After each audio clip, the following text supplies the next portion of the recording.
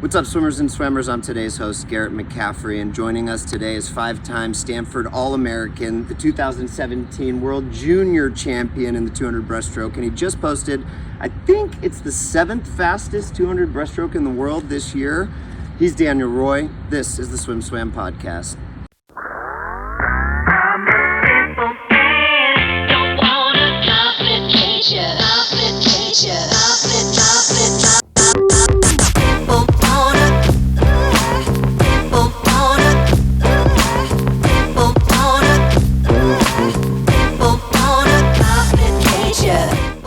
This episode of the Swim Swam podcast is sponsored by Commit Swimming, Swim Swam's exclusive team management software partner. Since 2015, Commit has been providing coaches with swimming's leading workout management software. And now, Commit has team management software too. Commit wants to help you make the switch from Team Unify to a simpler, more powerful solution. Their onboarding and customer service team will walk you through every step of the way. Check them out at commitswimming.com to book your demo today. That's COMMIT swimming.com. Daniel, thanks for taking a little time in between prelims and finals of the last day here at the Northwest Sectional Meet to catch us up with what you've been up to. I heard you after your 200 breaststroke say, I'm back. It felt good. I'll be honest, but it's nice just to be back in Federal Way swimming and just enjoying the community that, fell in love with back in the day. And it's just an absolute pleasure to be, here and enjoying this beautiful weather, but also just some great swimming going on. Yeah, you've definitely been the highlight of a really good, fast meet up here. But I kind of want to just catch up. What are you back from? What have you been up to since 21 trials? You want the short story or the long story? Long story, that's what we're here for. So, I'd say after trials, it was kind of mentally checked out and kind of wanted to see what else was out there. Swimming, I always kept swimming, but I really just wanted to, expand my horizons and explore other things, and just started traveling, picked up some other skills, tried other sports out, and there was something that, staying in the sun and swimming in the sun, I was like, this is who I am, and this is something I really enjoyed doing. Just kept doing it, and here I am. I don't know how to explain that, but it was a good time just to take a break and take a breather, but I did not expect any of this. Was the plan to get back into the pool eventually? I would say so. Deep down, after trials, I knew I was not happy with it, but fully, it took me some time to put it away, and had a great NCAA year the year after. Just that team was a tremendous pleasure to be a part of. We were great. The energy we had, if it weren't for them, I probably would not be here. The Stanford boys just pulled me through that year, and it was a tough year for me, but there's nothing I can't do without them. Yeah. Sorry, I didn't get the timeline straight. So you had a year of eligibility left, and that's when you set the record for Stanford in that 200 breaststroke, another All-American finish. You're captain of that team and stuff, so you had that whole other year. What's going on right now that got you first to Portland and then eventually to Nassim and the Dolphins with training? And that was, so over the summer, I was in Spokane. That's where I'm from. And there was a pool called Witter.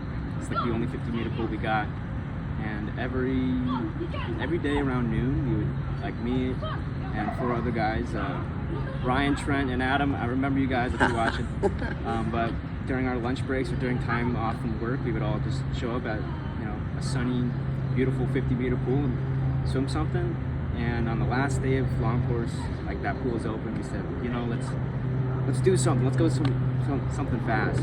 Just try it out. And decided to do a 200 breast, suited up, and dove in, did a 2:14, and I just kind of, still got it. Still got it. Still got it. And I just texted Doug DeJong, my old coach here at King and now in Singapore. Just asked him, what do you think I should do?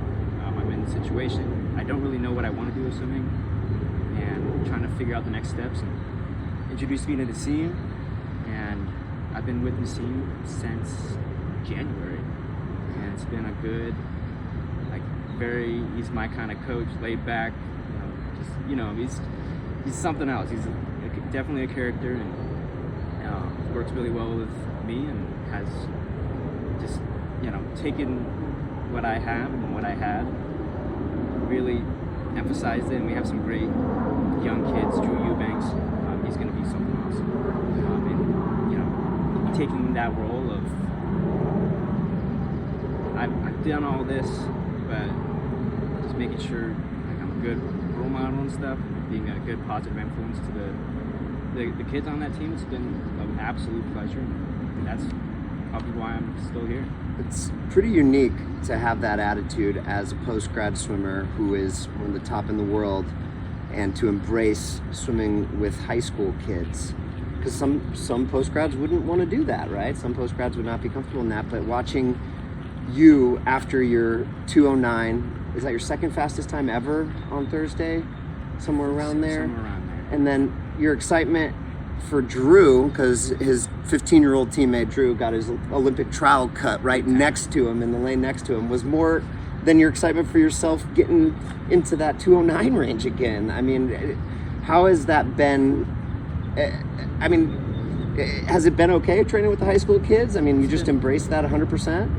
I mean, I didn't have that experience growing up. I was by myself mainly, training and having a community around. And the scene was like, "Do you want to swim with these kids? Like, is that okay with you?" And I was like, "Yeah. Why else would I be here? And they helped me get through practice, and it's this like give and take, and it's perfect. And Drew he worked hard for that, and I was just so happy to see him, and he was excited, but mainly I was next to him every day in practice, and that's just, it's so great to see someone like him, and he's just coming up, but he's like, he put the effort in. I'm way more proud about that than I 2:09's great, but having him accomplish his goals was something else. It was fun to see, and it sounds like all, rainbows and unicorns on this comeback, but there had to be some hard parts too, right? Anything you're doing has got to be a little harder than you expected. What's been the hardest part about getting back into the full-time training thing? I think, honestly, it was setting aside some personal stuff, like battling addictions, getting sober, and just really, like, man, I want to get healthy again. I want to be better. I want to change who I was, because I wasn't happy with who I was.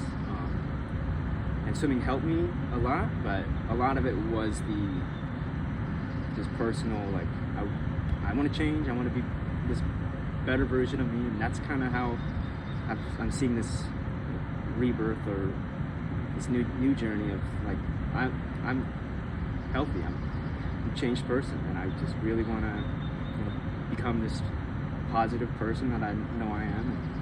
And it's been awesome. Yeah, I didn't realize that, but I really appreciate you sharing that. That's brave, but also really empowering for people out there who might be able to relate to that. So thanks for putting that out there. I really do appreciate that. I wouldn't be here without my support. Like, my friends, I had to sit down with a couple of my friends, and I told I don't like this about me, and yada yada yada, but like, oh man, like,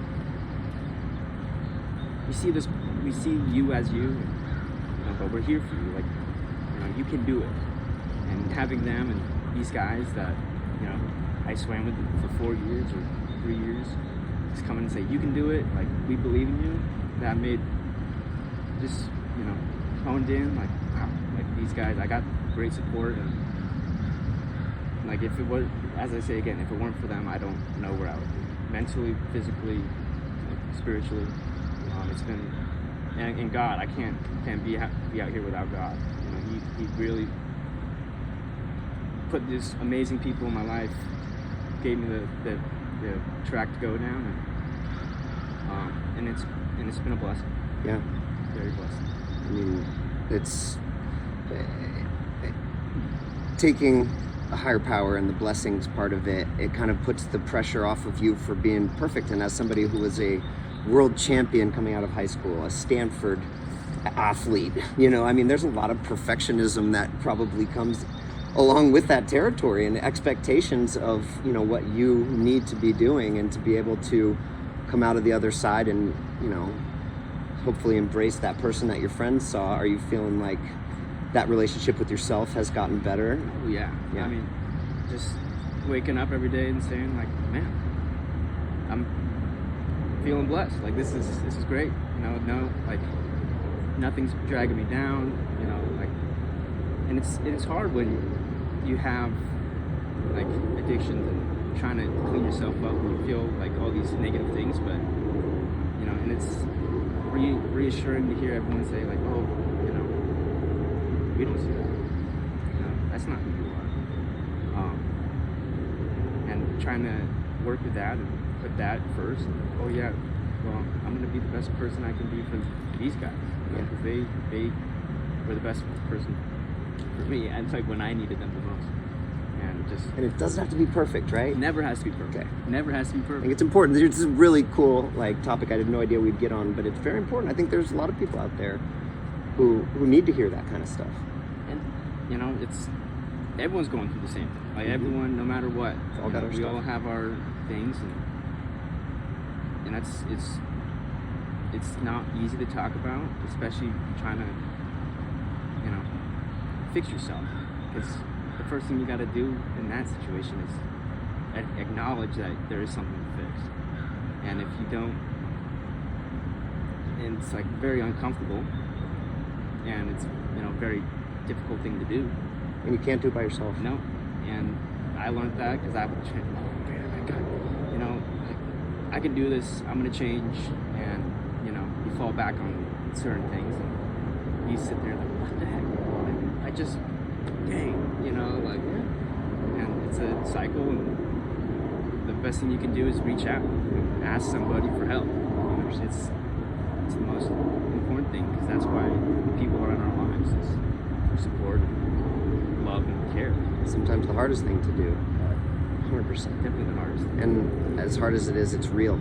It's so real. There's nothing more real than that kind of vulnerability. And yeah, thank you. I really appreciate that. And I want to keep going and getting into some more real swimming stuff too. What is it that makes Nassim such an awesome coach? Let's get specific. I mean, his track record with breaststrokers specifically is amazing, but he's trained sprint. He's trained all of, you know, the different kinds of swimmers. But what is it? Tell me about what it is about Nassim that makes him such a successful coach and such a great person for you to work with.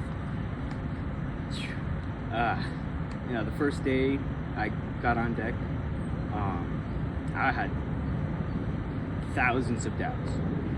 You know, I remember it was a dark day. It was like in the middle of January. I just showed up. I drove from Spokane. It was like 5 hours, and just kind of like, what the heck am I doing? Like, this is the exact wrong, like opposite place I thought I would be. And as we got into it, you know, like the first day, he said, you know, you're a good swimmer, man. Yeah, like you're a pretty good swimmer. And I'm like, yeah, well, thanks, man. Like, and just says it how it is. He's very honest. It just lets us be us.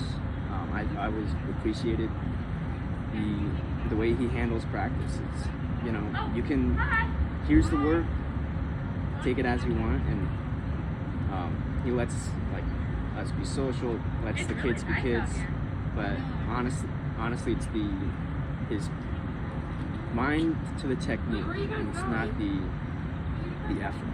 And that's something I had to pull back on, was raw effort and muscling my way through things. And same thing through life. You can't muscle your way through things. You have to let it come and just let it, like breaststroke is a very technical stroke, and you know, for the past 3 months it's really been, you know, take everything we had and like refine it, but work to the strengths of who the individual is. And the best thing is, like, yeah, Drew and I are very different breaststrokers, but we are given like totally different things of technique wise. This is what's going on, and he's just all around, just trying to help everybody out, make good people. So it's not a, hey, you need to fit this mold. It's him trying to meet you where you're at. Spot on. Yeah. He is. It's the hardest thing to do as a coach because you've got, 20 to 30 different versions of that, and sometimes it's really hard to be able to do all that at once. He's got a tight-knit group up, like down there. It's a very close group and very supportive. And he's the guy for me. And I couldn't imagine anybody else coaching me right now. It's meant to be. Yeah. So what are the goals? Are there goals? Is there go best time? Go I would best love time? to go best time. Okay. Like Olympics, all that stuff. Like, I don't like, if it happens, it happens. Okay. But I go up in the team and like we talk and like, we're capable of this. Like, we can do this if we keep going down the road. And that's been honestly the better thing, because I'd say in 2021 it was Olympics or bust, and that was a very stressful period.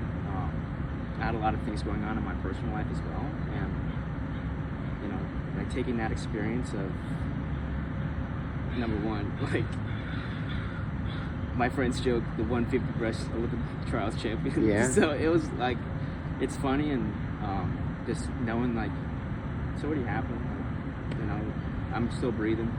Like the dream, like goals and stuff don't work out sometimes, but you get what you want, or you can't get what you want, you get what you need. Yeah, like, you're right where you need to be, and you're supposed to be. And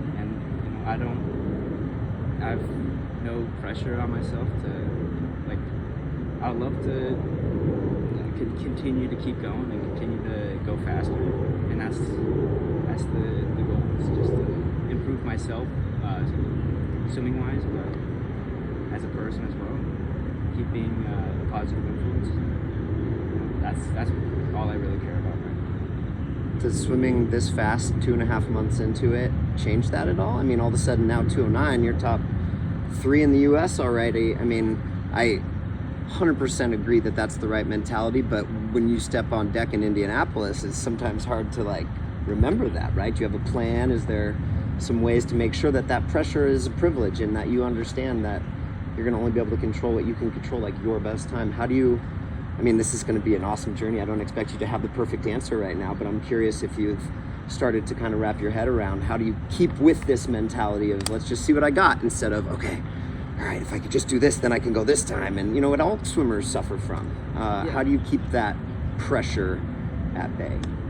I personally, whenever I'm swimming breaststroke, it's not like all the time, I gotta go this, and then calculate a perfect race. It's like, there's no such thing as a perfect race. There's always something you can fix. And right now, it's, if I just swim my stroke that the team and I have been working on, and do that for 200, it'll be pretty good. It looked pretty good a couple nights ago, that's for sure. I appreciate that. For sure. It was, but the 209, I knew I could do it, and it was I'd say a goal of mine, coming into this, to me was, at the end of the day, I think I could go 210, and it seems I think you could go 210, like sub 210, and just to see it play out, and there's that feeling at the end of the 200 of saying, man, this hurts, but if I just keep going, it'll be good. Yeah. And it's just stick to the guns and keep rocking and see what happens for the rest of the year. Yeah. I'm excited.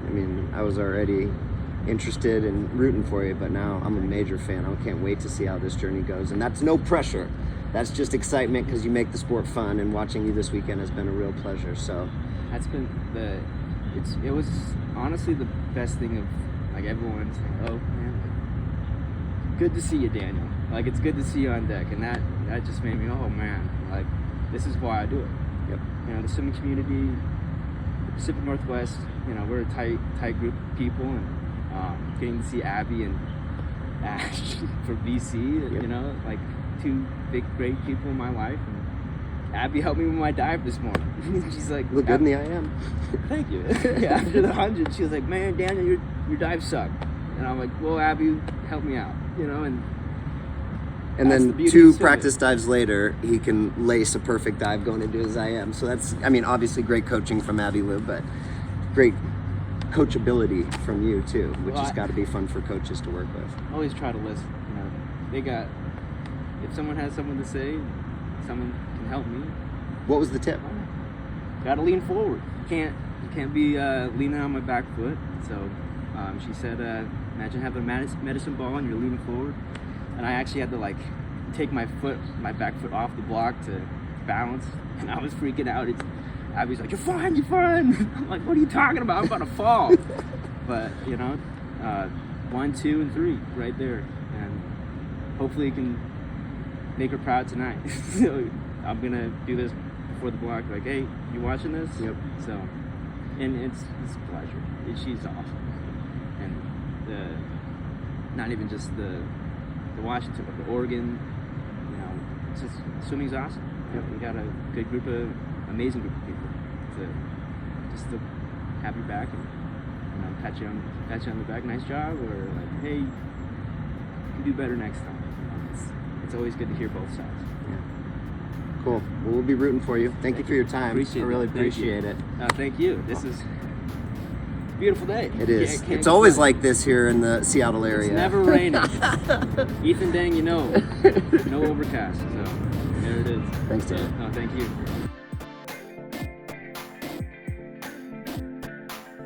You've been listening to the Swim Swam podcast. Stay tuned for new episodes every week. You can take Swim Swam podcast on the go by subscribing on your favorite podcast platform. Look for links in the description below, and be sure to subscribe to our YouTube channel for more videos as well.